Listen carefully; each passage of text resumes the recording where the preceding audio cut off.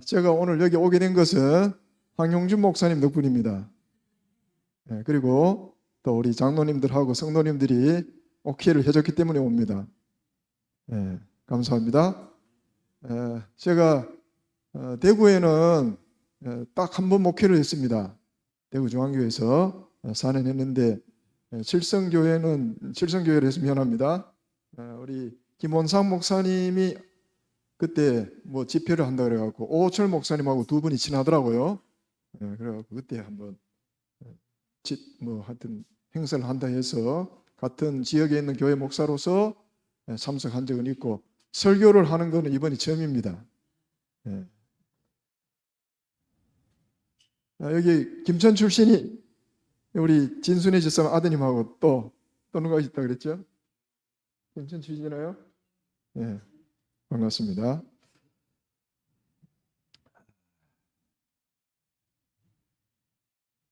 제가 이제 내년에 은퇴를 하는데 설교를 수천 번 했더라고요. 수천 번 했는데 그 수천 번 한 것 중에 뭘 갖고 할까 조금 생각을 했습니다. 했는데 마지막에 은퇴할 때까지 긴장이 됩니다. 뭐 전문 강사들은 긴장이 안 될지 몰라도 저는 원래 겁이 많은 사람이라 조금은 긴장이 되는데 또 하나님께 맡기고 오늘과 내일 말씀을 전하고자 합니다. 제가 20살에 예수님을 발견하게 되었습니다. 인격적으로. 저는 강원도 촌놈입니다. 우리 아버지 고향은 경북 봉화군 소천면 고선리인데 우리 아버지가 그때 탄광붐이 일어나갖고 뭐 정선, 사북 우리 아버님이 근무했던 데는 태백광업소, 장성 거기라요. 거기서 우리 아버지가 총각 때 거기에 들어가셔갖고 25년 동안 근무를 하고 정년퇴직을 몇 년 앞두고 은퇴를 하고 영주로 이사를 나왔습니다. 영주에 어떻게 나오게 됐는가 하면은 우리 고모님이 아버지 누나가 구멍가게를 하고 살고 있었어요. 우리도 자연스럽게 아버지가 별로 배운 건 없고 하니까 구멍가게에다가 연탄 배달을 했습니다. 그런데 가만히 생각해 보니까 그 진짜 골짜기라 강원도는 거기 가는 사람들 보니까 저기 아파트가 지금 뭐 닭장 같다 그랬다 그랬어요. 정말 골짜기인데 그 촌에서 영주에 처음에 나오니까 눈이 뒤집어지더라고. 우리는 강원도에 있을 때 공중 목욕탕도 없었어요. 영주에 나오니까 공중 목욕탕도 있고 도로도 얼마나 넓은지 그랬는데 가만히 생각하니까 영주에 나오게 된 것은 큰 하나님의 섭리였어요. 왜냐하면은 제가 가장 큰 복 중에 하나가 뭔가 하면은 영주에 중학교가 세 개가 있는데 추첨을 해서 주사위를 갖고 하는 거예요.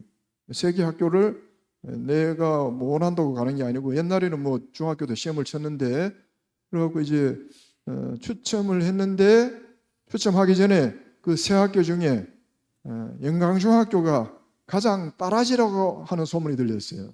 뭐 옛날에 좀 성적이 안 좋았는지 뭐 따라지든 뭐든 뭐 추첨을 했으니까 들어갔는데 들어가니까 다른 학교에서는 안 가르치는 성경을 가르쳐.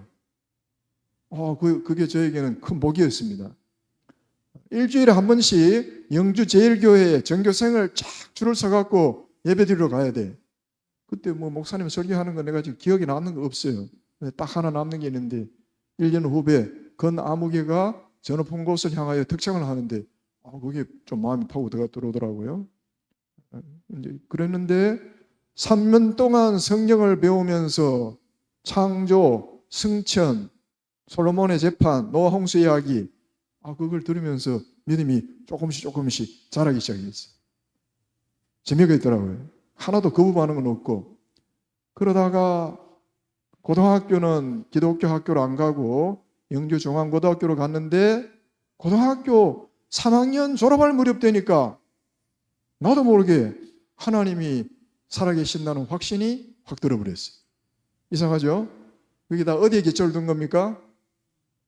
3년 동안 성경 배운 게 기초를 둔 거라. 그리고 들은 게 이제 고등학교 3학년 졸업할 때 되니까 예수님이 이 땅에 실제로 오셨고 또 부활하셨고 승천하셨고 하는 게 믿어지더라고요.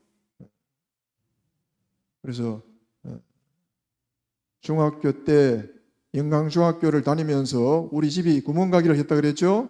우리 집에 오시는 분이 약가장사 아줌마가 있었어요. 우리 어머니보다 지금 몇 살 적고, 어머니는 작년에 돌아가셨고 그 집사님이 뭐 일수개돈도 하고 물건을 떼갖고 중간 도매를 하는 분입니다. 그런데 물건을 팔아 오면서 우리 집에 그분이 재림교회를 전했어요. 영섭이 엄마 교회 나오면 몸도 안 아프고 좋다는 이야기였어요. 어머니가 조금 나가다가 글을 몰라갖고 중간에 그만둬 버렸어요. 우리 누나가 그때 조금 나가게 됐고, 저도 중학교 때는 7기둥교회 몇 번 나가기는 나갔는데 그때는 뭐 아주 예수님을 몰랐어요. 그러다가 제 나이 20살 되던 해에 예수님을 발견하게 됩니다. 발견하게 되는데 제가 20살 때 제 마음을 완전히 사로잡은 기별이 있는데 그게 뭔지 아십니까? 예수님 재림의 기별. 이 죄악 세상을 끝내고 우리 예수님이 오시는구나. 그게 막 내 마음을 사로잡았어요. 그래갖고 막 나도 모르게 막 영주 시내 다니면서 전도를 했습니다. 그러다가 이제 제가 신학교로 또 들어가게 됩니다. 저는 원래 아버지에게 하도 기가 많이 죽도록 커갖고 사람들 앞에 말을 하는 게 저에게는 체질에 안 맞는 거였습니다. 그런데 돌이켜보니까 아마 한 30몇 년을 했어요. 이거는 저 혼자 힘이 아닙니다. 하나님의 사랑이 내 마음을 사로잡아 놓으니까 힘이 들어도 한 겁니다. 이 목표가 만만치가 않잖아요. 그래서 잘 견뎌오던 우리 아내도 안동에서 목회할 때 그만두자 하더라고. 내가 거기에 동의했으면 그만뒀을 겁니다. 만만치가 않아요. 난 그래도 결과는 없고 하더라도 끝까지 하자 해갖고 이제 내년까지 갑니다. 몇 번이나 안동서 몇 번 이야기하고 김천 오기 전에도 이야기하고 김천 와서도 좀 땡겨야 되지 않겠느냐. 사단이 우리 집사람을 통해 유혹하더라고. 그래도 끝까지 가는 게 하나님께 영광이 아니겠느냐 생각이 들고 이제 마지막에 좋은 결과가 좀 있는 것 같습니다. 제가 뭐 침례자가 많을 때는 75명도 나왔어요. 그런데 김천에 와갖고 첫 회에 빵이었습니다. 좀 안 좋은 결과잖아. 그래서 뭐 나오다가 뭐 어떻게 할 겁니까? 영혼이 안 들어오는데. 그래도 저는 이제 어느 교회에서부터인가 그때부터는 목표를 정했습니다. 내가 가는 교회가 지금 50명이지만은 이게 떠날 때에는 100명이 넘게 하리라. 목표를 정했어요. 어느 교회에서부터. 근데 하나님이 몇 번 이루어 주시더라고요. 대구 중앙교회 갈 때 평균 출석생이 90여 명 되었습니다. 우리 강명기 목사님일 때 좀 많을 때는 많았다 하는데 좀 그때 많이 줄을 째져가 갔어요. 그러니까 뭐 자리는 엄청 넓은데 뭐 90명 나오니까 많이 비었잖아. 그래서 제가 하나님이 저를 이 교회에 보낸 것은 이 교회를 채우려고 보냈다고 믿습니다. 아니 교회들도 또 아멘 하더라고. 그래갖고 또 안 하던 월삭 기도회 했어요. 처음에는 몇 명 안 모이다가 나중에 많이 올 때는 45명. 그 열기가 뜨겁더라고요. 그래갖고 이제 화요일에는 50명, 금요일에는 70명, 안식일에는 150명 목표를 세우고 자꾸 제가 부르짖었어요. 근데 아무리 부르짖어도 교인들이 안 따라오면 안 되잖아요. 교인들이 화요일에 한 20몇 명 나오다가 뭐 2년 만인가 50명이 넘더라고. 그게 왜 그렇습니까? 교인들이 협조를 했기 때문에 됩니다. 저는 앞에서 이끌고. 그래서 제가 떠날 무렵에는 대구중앙교회가 또 목표 150명이 넘었습니다. 제가 뭘 잘하는 게 뭐가 있습니까? 오로지 하나님을 사랑하는 마음 그거 하나 갖고 열심히 했더니만은 하나님의 좋은 결과들을 많이 주셨습니다. 그래도 큰 교회도 있고 작은 교회는 부산 성도교회 28명 있는 교회도 있었어요. 그러다가 또 이상구 바람이 불어갖고 이상구 박사 바람이 불어갖고 반은 또 부산 서부교로 가더라고요. 그때 막 사표 내고 싶은 마음이 들었어요. 그런 경험, 큰 교회, 작은 교회 다 경험해 봤는데, 그러다가 이제 부산 서부교회는 그때 그래도 꽤 많았어요. 그러다가 이제 제가 이제 나이도 들만큼 이제 노년이 되니까 이제 또 작은 교회로도 옮겨지고 하는 그거는 뭐 목회 사회에서 있을 수 있는 일인데, 그리고 제가 포항교회에 배정받았을 때 뭐 처음에 한 70명 된다 하더라고요. 가보니까 한 50명밖에 안 나오더라고요. 그래서 내가 비록 지금 이렇지만은 제가 이 교회를 떠나갈 때는 100명을 달성하고 가는 게 꿈입니다 했는데 죽으라고 안 늘어. 교회니.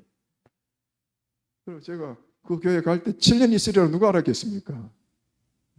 그런데 마지막 7년째 되더니 고별 설교를 할 때 몇 명이 왔는지 아세요? 106명이 왔어요. 그래갖고 감사 예배는 못 드리고 갔어요. 마지막 갈 때 들어갔기 때문에. 그 다음부터 이제 꽤 많이 늘고 지금은 모르겠어요. 제가 지나간 목회 일정을 잠깐 말씀드린 이유는 뭐 저는 별로 우리 집사람이나 늘 하는 말이 우리는 능력도 없고 하는데 저도 뭐 능력도 없습니다. 그러나 20살 때 하나님이 저를 하나님을 만나게 하시고 절대로 말을 앞에서 할 때는 두려워하는 사람인데 그 사랑이 가게 했어요. 그래서 이제 마지막 때까지 오게 되었는데 하나님께 감사합니다. 내가 만약에 하나님 앞에 나오지 않았더라면 그 좋아하는 술, 세상 쾌락 다 누리다가 벌써 암에 걸려 죽은지 모르겠어요. 그래도 큰 놀라운 복음을 알고 이 복음을 또 사람들에게 전하고 이렇게 한 것은 생각하면 할수록 잠이 안 올 정도로 놀라운 일입니다.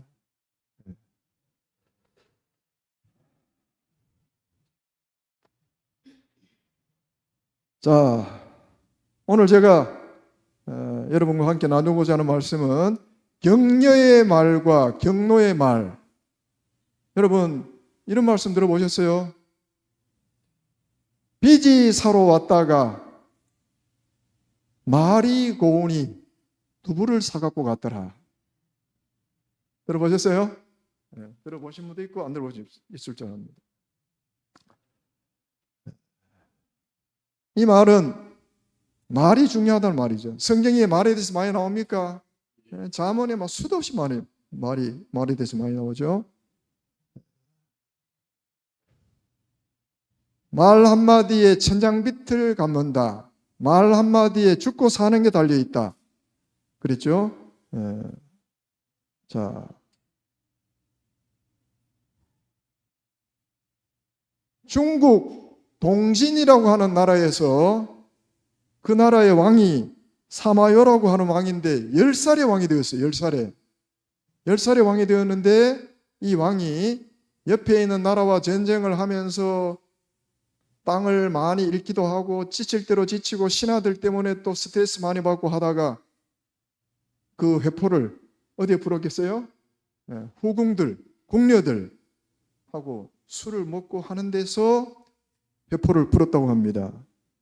그날도 많은 후궁들과 함께 술을 먹고 곤드레에 취하고 있는데 그 많은 여인 중에 사마요 왕이 제일 좋아하는 여자가 누군가 하면은 장기비라고 하는 여인이 있다고 합니다. 양기비하고 좀 비슷하죠? 양기비는 염색 이름이더라고요. 그래서 이 장기비를 가장 사랑하고 그러다 보니까 술이 많이 취했음에도 불구하고 사마요 왕이 장기비에게 술을 좀 따라주면서 더 마시라 그랬어요.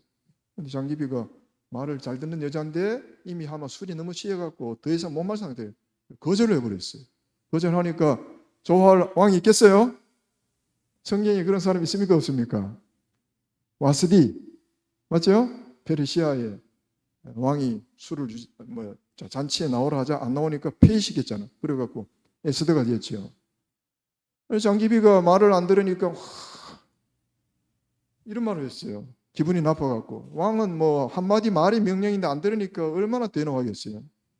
술이 취한 데다가 장기비가 자기 말을 안 듣자 이런 이야기를 했습니다.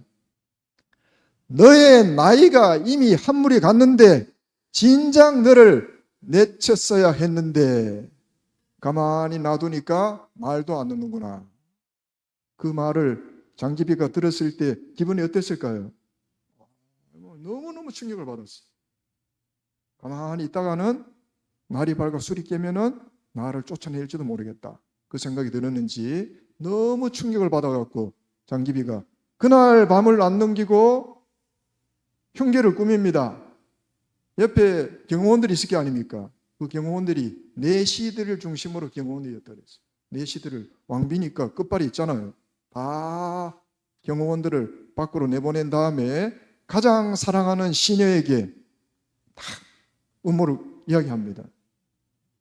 이불을 들고 왕이 뭐 얻고 가도 모를 정도로 술이 취했으니까 어떻게 하라는 거예요? 이불을 덮어 씌워갖고 어떻게 하는 거예요? 질식사 시켜갖고 죽이라는 명령이 떨어졌어요. 어떻게 됐을까요? 죽어버렸어요. 죽고 난 다음에 이제 왕을 죽였으니까 그게 탄로나면은 김재규처럼 사형을 당할 게 아닙니까? 그래갖고 뭐라고 옆에 있는 사람들에게 이야기를 했는가 하면은 왕이 자다가 그 뭐요? 그 뭐라 하지? 왕이 자다가 뭐야? 가위가 눌려가지고 어때? 가위가 눌려. 가위가 눌려준 게 뭡니까? 좀 들어보셨죠? 거짓말을 했어요. 그 사람들은 이제 뭐 아는 사람 알지만은 일단 죽었으니까 그렇게 어떻게 하지를 못했어요. 근데 왕이 10살의 왕이 되어갖고 제가 역사책을 검색해보니 다 나오더라고요.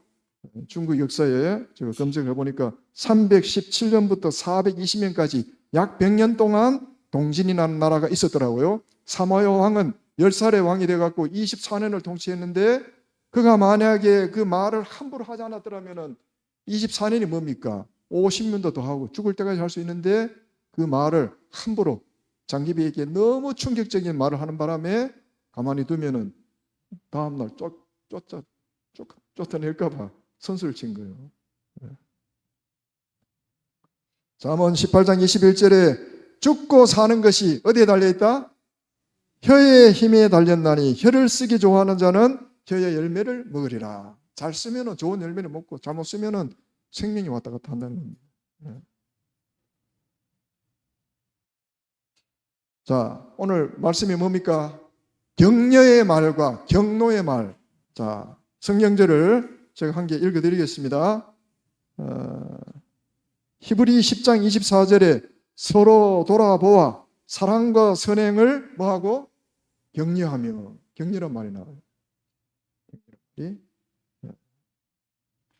서로 돌아보아 사랑과 선행을 격려하며. 그 다음에 골로새 3장 21절에 격노란 말이 나옵니다.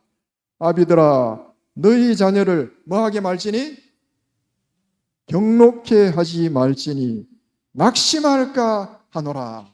자, 격려와 경노는 비슷합니까 안 합니까? 비슷해요. 그 받침 몇 개 차이밖에 안 나요. 근데 하늘과 땅 차이입니다. 여러분 칭찬과 격려의 차이를 아십니까? 칭찬과 아부는 다릅니다. 맞아요? 칭찬과 아부는 달라요. 칭찬은 어떤 말이나 행위를 아주 높이 평가해 갖고 잘했다고 해주는 게 칭찬입니다. 격려는 어때요? 격려는 특별히 잘한 게 없어도 잘하도록 용기를 북돋는 게 뭐예요? 격려입니다. 그래서 시험 치러 가기 전에 운동 시합을 하기 전에 잘하도록 말이나 기도나 박수를 쳐주고 막 이렇게 하는 거 뭐예요? 그건 격려입니다. 아부는 뭡니까? 아부는 막 사실도 아닌데 막 부풀게 해갖고 점수 달라고 하는 거예요. 그러게 아부죠. 아부와 칭찬은 다릅니다. 자, 초등학교 4학년에 다니고 있는 최병호라고 하는 학생이 부산에 있는 학생인데요. 어느 날 선생님이 이름을 부드럽게 불렀습니다. 병호야, 너 아주 똑똑하구나. 수학과 체육을 잘하는 거 보니까 너가 머리가 좋은 것 같다.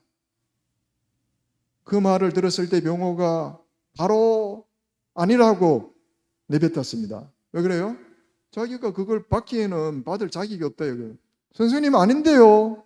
저는 수학과 체육 미를 받았는데요. 양심적인 학생입니까 아닙니까?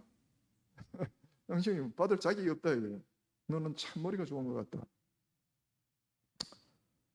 근데 그 학생이 차마 그때 1년 전 3학년 때 반에서 꼴찌라는 말은 창피해서 못했다 그랬어요. 반에서 꼴찌였어요. 머리가 안 좋은 건지 공부를 안 한 건지 모르겠어요. 아니야, 병호야. 수학과 체육은 아무나 미를 못 받는 거야. 미 이상 받는 아이들은 머리가 똑똑한 아이들이라야만 받을 수 있어요. 그러니 너가 똑똑하기 때문에 미를 받았으니까 조금만 더 공부하면은 성적이 금방 오를 거야. 나는 너를 기대한다. 그 말을 듣고는 이 병호가 막 속에 막 희망과 용기가 꿈틀거렸어요. 그 전까지는 한 번도 시험 친다 하면은 공부를 하고 친 적이 없답니다. 꼴찌 할 수밖에 없지. 그 말 듣고부터는 어때요? 집에 가서 시험 공부를 했어요. 짧은 기간 안에 옆에 있는 학생들이 눈을 비비고 놀랄 정도로 이 학생이 성적이 팍팍 올라가 버렸어요. 머리가 조금 있긴 있었나 봅니다. 공부한 이유 중에 하나가 뭔가 하면 우리 선생님이 나를 이렇게 기대를 하는데 선생님의 기대에 어긋나지 않게 열심히 공부하자 하고 온 마음을 다해서 공부를 했습니다. 내가 성적이 오른 만큼 선생님의 봉급도 올라가겠지. 그걸 2년 후에야 그렇지 않다는 걸 알았다는 겁니다. 성적이 올라가면 봉급도 올라간 줄 알았답니다. 자, 그래서 이 학생이 열심히 공부를 했는데 선생님이 또 힌트를 줬어. 너가 수업 들을 때 선생님이 말하는 걸 어떻게 하는 거예요? 메모를 하라는 거예요. 그냥 흘리는 것보다 요약 정리를 하고 그렇게 했어요. 열심히 했습니다. 4학년을 마치는 종업식 날 선생님이 성적표를 나눠주는데 그 전에 뭐였어요? 미가 2개밖에 없고 양가밖에 못 받았는데 이번에 보니까 4학년 종업식 때 보니까 우가 딱 하나만 있고 전부 써라. 기적이 일어났어요. 그 다음에 5학년, 6학년 때는 올수, 올레이라 올레이. 머리가 있어요, 없어요? 머리가 있었는데 공부를 안 했을 뿐이라. 이 학생이 세월이 수십 년 지나도 아직 보관하고 있는 성적표가 있는데 그거는 5학년, 6학년 때 성적표가 아니고 몇 학년 때 거요? 4학년 때 거랍니다. 운은 한 개 있지만 새로운 계기가 되기 지금도 보관하고 있다는 거예요.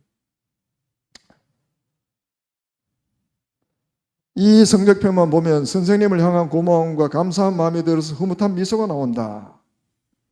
정말로 나는 그 선생님이 따뜻하게 내 이름을 불러주시고 칭찬해 주시면서 잘할 수 있을 거야 라고 기대해 주신 한마디 때문에 열심히 공부한 것이다.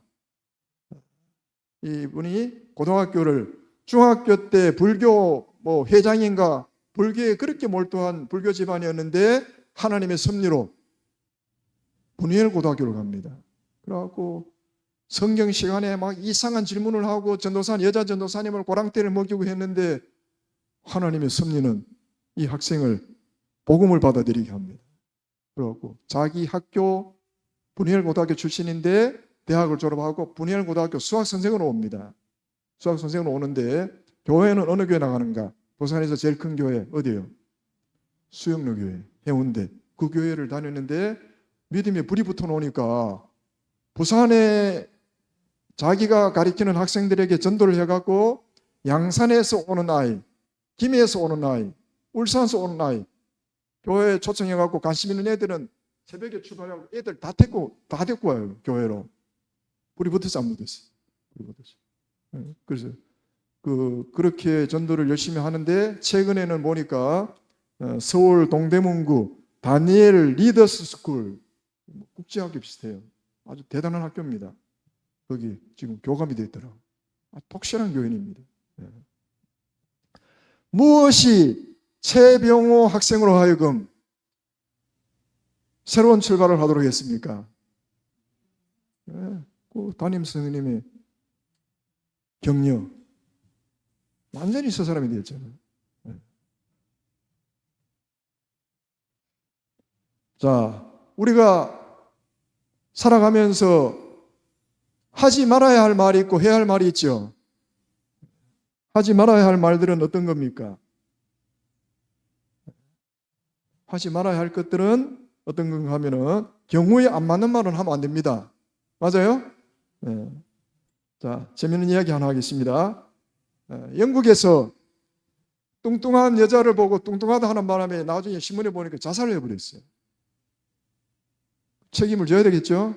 마지막 심판의 때 아마 책임을 져야 될 겁니다. 자, 시조에 나왔던 내용을 제가 소개합니다. 시조에 보니까 서강수라고 하는 학생이, 알죠? 서강수라는 학생이 미술 시간에 그림을 그렸는데 담임 선생님이 그걸 보더니만은 좀 한마디 칭찬을 못할 망정 하시는 말씀이 뭔가 하면 꼭 네 꼬라지처럼 그렸구나. 서강수 목사님이 얼굴이 잘생긴 건 아니라 그렇다고 뭐 못생긴 것도 아닌데 그 기분 좋은 이야기인가 나쁜 이야기입니까? 최대 모독이라. 요즘 같으면 애들이 아마 막 야단 났을 겁니다. 그렇죠? 네. 얼마나 기분이 나빴으면 세월이 지났는데도 그분이 기억하고 시절이 싫었을까요? 김기곤 목사님 알죠? 김기곤 목사님이 지금은 그래도 풍채가 살이제가 그래 옛날에 호리호리했어. 얼굴도 별로 그래요. 늘 자기 신체 때문에 콤플렉스가 있었어요. 그런데 담임 선생님이 기곤이 너는 인상이 어찌면 그리 좋으냐. 너무너무 평안하네. 그 말을 듣고 나니까 자기 신체 콤플렉스가 어떻게 됐어요? 다 사라졌다는 거예요. 말 한마디가 무섭죠? 자, 우리가 무심코 던져서 상처를 주는 말이 뭐가 있습니까? 실업계 고등학교 출신이 잘해봐야 얼마나 잘하겠어. 상고 출신, 공고 출신이 잘해봐야 얼마나 잘하겠어. 그거 듣는 학생은 어떨까요? 공부는 잘해도 돈이 없으면 못 간 사람이 많으세요. 얼마나 기분이 나쁘겠어요. 그 집사님 초등학교밖에 못 나왔다며, 중학교밖에 못 나왔다며. 교회에서는 절대로 그런 소리가 나오면 안 됩니다. 그렇죠?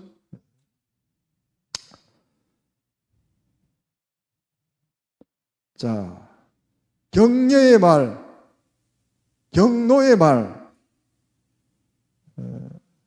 아비들아, 너희 자녀를 노엽게 하지 말고 오직 주의 교양과 훈계로 양육하라. 아비들아, 너희 자녀를 경록케 하지 말지니 뭐 할까 하노라? 낙심할까 하노라. 자, 낙심할까 하노라 이 말이 영어 성경에는 보니까 do not unbitter your children. unbitter라는 말은 무슨 뜻인가 하면은 마음을 상하게 하다, 적개심을 품게 하다 이런 뜻이라. 애들을 너무 버릇없이 키우는 거는 잘못입니까 아닙니까? 지하철에서나 막 교회에서 막 마음대로 막 해도 가만두는 그건 잘못이라. 그러나 또 우리가 뭐 하면 안 돼요? 옛날에 아버지들이 애들을 너무 길을 너무 죽여버렸어요. 숨통이 그러죠. 저도 그 피해자 중에 하나입니다. 우리 아버지가 돌아가셨으니 그런데 들으셨으면은 계시면은 좀 기분이 나쁘지는 몰라도 저도 엄청나게 기가 많이 죽고 그랬어요. 하나님 은혜로 하나님의 사랑으로 많이 극복했지만은 그 영향은 아마 죽을 때까지 갈 것 같기도 해요. 얼마나 기를 죽였는지. 가게에 물건을 가지러 오라 하면은 아버지 말하면 벌써 긴장이 돼버려요. 찾아지기도 안 찾아요. 막 못 찾으면 막 야단 납니다. 저 머저리 같은 놈 하면서 막 바보 천치 하면서 나머지 막 저 혼이 빠져버려요. 그 정도로 기를 죽였는데요. 우리 아버지 이야기해서 좀 미안합니다. 근데 그 아버지가 말로 표현을 못했을 뿐이지 제가 자고 있을 때 저 강원도에서 온 후배 친구한테 저를 칭찬합니다. 우리 아버지가 우리 할머니가 일찍 돌아가셨어요. 뭐 배운 것 없이 어머니 일찍 돌아가시니까 자러 온 환경이 그렇다 보는 거예요. 표현을 못해. 속으로는 그래도. 한 번도 뭐 안아주거나 칭찬하는 거 제가 들어본 적이 없습니다. 뭐 여러분도 그런 분 있죠? 불행한 일이라. 옛날에 부모님들은. 제가 책을 보니까 우리 아버지하고도 뭐 비교가 안 되는 분들이 더 많더라고. 우리 아버지는 그래도 저를 골병들게 때린 적은 한 번도 없어요. 갑자기 성질 나가고 막 돌을 던지고 쫓아내고 맨발로 도망간 적은 있어도 저를 붙잡아갖고 독하게 때린 적은 없어요. 성질이 그러니까. 충분히 이해합니다. 자, 이제 서울의 성복대 김성복 경영학과 교수가 있었는데 이분이 교수를 하면서 사업을 같이 했습니다. 지금은 그게 되는지 모르는데 옛날에 되는 거 봅니다. 교수직을 하면서 뭐라고요? 회사를 차려갖고 사업을 했어요. 사업을 하다 보니까 막 돈이 막 모자랄 때가 많잖아요. 아버지는 막 학교를 몇 개를 세우고 대단한 부자라. 그러면 아들이 돈이 필요해갖고 아버지 5억만 좀 어떻게 해주십시오. 나중에 뭐 감나서를 했겠죠. 근데 아버지가 아주 매정하게, 다른 아들은 좀 도와줬는지 모르는데 이 아들은 믿게 봐서 그런지 일은 하나 안 물었죠. 뭐라 그러는가? 이 머저리 같은 놈. 대학 교수를 어떻게 했어요? 완전히 세상 아들처럼 막 완전히 저주기 막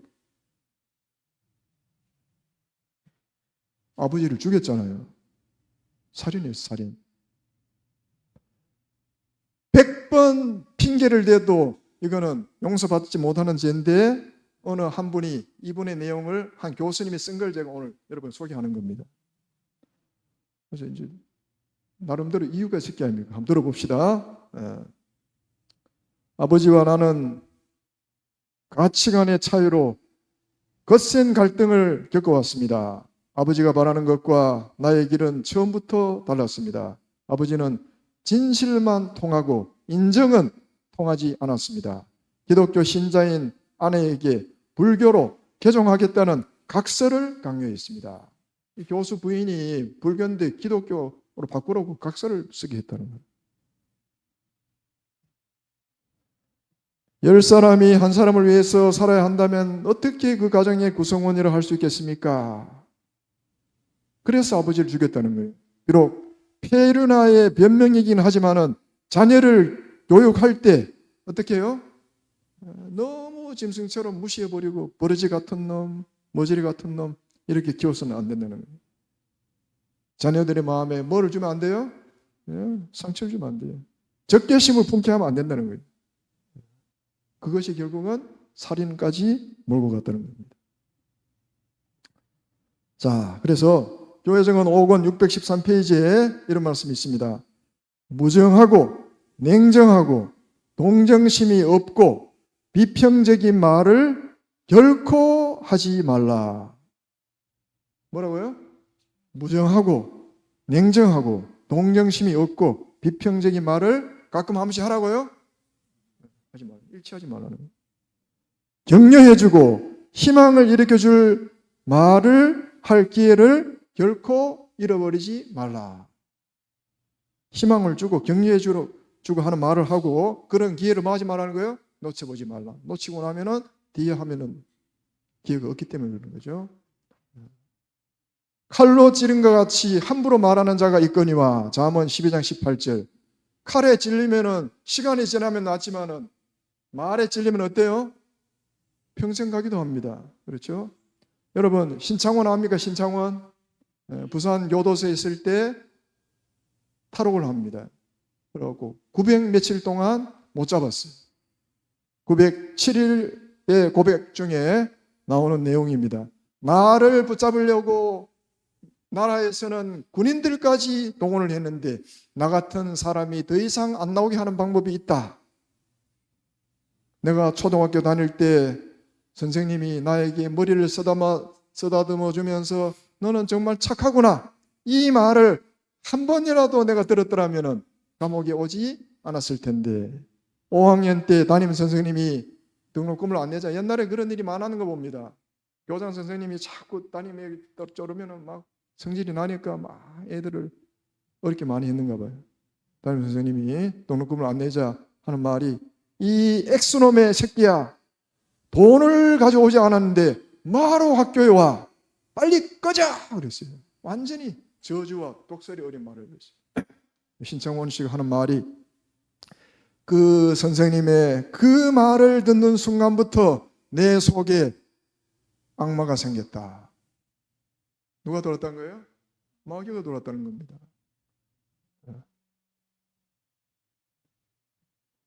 미련한 자는 당장 분노를 나타내거니와 슬기로운 자는 수욕을 참느니라. 잠언 12장 16절에 있는 말씀입니다. 자, 이제 말씀을 마무리하겠는데요.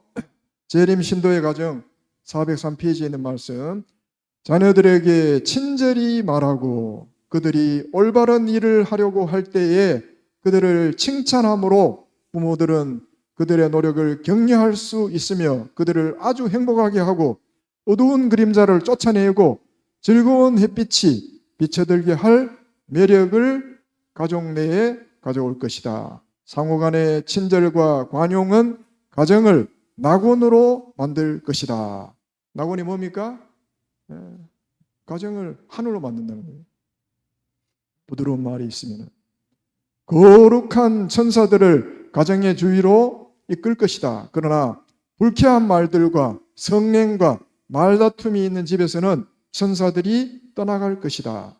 불친절, 불평, 그리고 성냄이 예수님께서 계시지 못하도록 막아버린다. 자, 우리 가정에 누가요? 하늘 천사들이 슬프면서 갈 수도 있고 또 올 수도 있다는 거예요. 어디에 달려있다는 거예요? 말에 달려있다는 겁니다. 자, 오늘 칭찬과 격려에 대해서 말씀을 드리는데요. 제스 레오라고 하는 분이 칭찬에 대해서 이런 말을 했는데 이 마지막 선지자가 한 말하고 어쩜 이리 비슷합니까? 제스 레오가 한 말, 칭찬은 인간의 정신에 비치는 따뜻한 햇볕과 같아서 칭찬 없이는 인간이 자랄 수도 꽃을 피울 수도 없다. 칭찬은 뭐와 같다고요?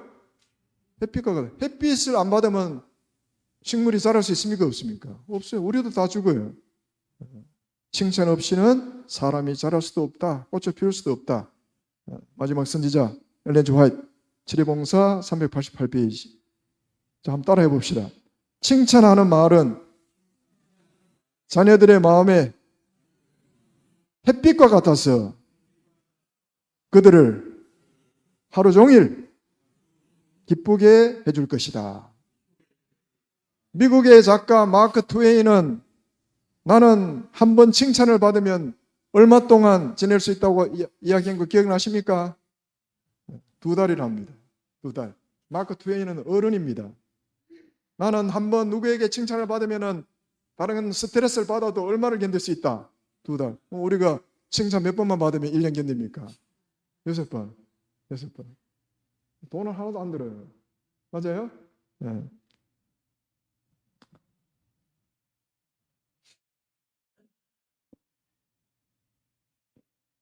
재림 신도의 과정 434페이지. 말은 우리의 동료들을 돕고 격려하고 강하게 하는데 사용되어야 한다. 말은 어디서라고요? 우리 동료들을 돕고 격려하고 강하게 하는데 사용되어야 한다. 자, 그 다음에 이제 프랭크 티볼트라고 하는 분이 한 말인데요. 지금 우리 주변에는 음식보다 칭찬에 굶주려 하는 사람들이 많다.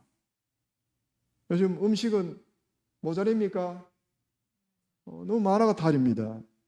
근데 차도 뭐 우리나라에 얼마나 외제차가 많아요. 이렇게 살기 좋은 때 어디 있었습니까?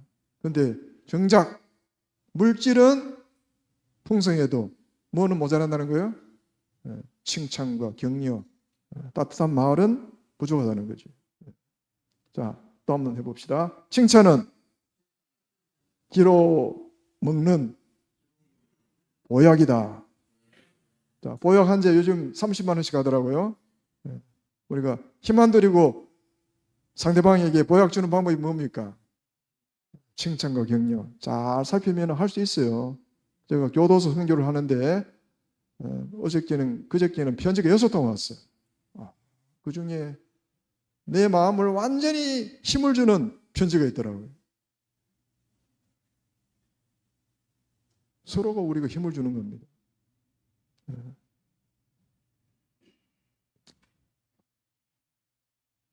자, 여러분, 칭찬과 격려는 원뿌리가 누굽니까? 예. 낙동강 뿌리고 황지로부터 내려와. 맞죠? 모든 선한 것들이 하나님께로 내려옵니다. 우리가 다른 사람에게 낙심케 하고 절망케 하는 것은 뒤에는 누가 있습니까? 사단이 있어요. 그러나 우리가 어떤 사람에게 힘을 줘갖고 용기를 주는 것은 누가 작용하는 거예요? 하나님이 작용하는 겁니다. 시대의 소망 752페이지. 몸과 마음이 극심한 고통을 겪으면서도 다른 사람만을 생각하시고 회개하는 영혼을 믿도록 격려하시는 무한하신 사랑의 예수님을 천사들은 놀라움으로 바라보았다. 자, 십자가에 달렸을 때 예수님이 어때요?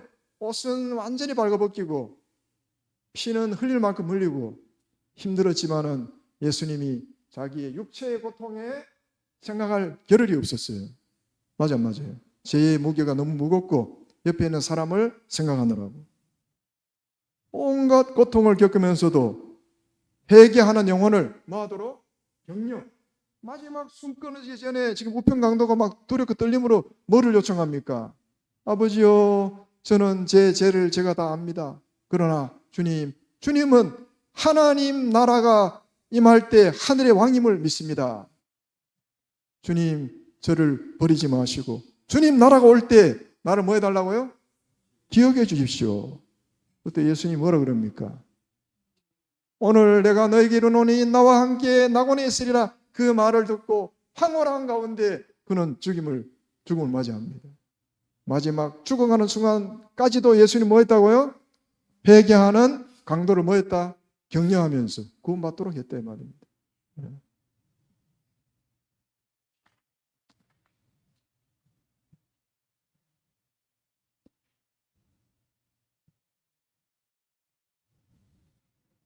'치료봉사 159페이지에 심령이 병들고 용기에 맥박이 떨어질 때 들려주는 격려와 권면의 말을 우리 주님께서는 그것을 마치 예수님 자신에게 한 말처럼 간주하신다.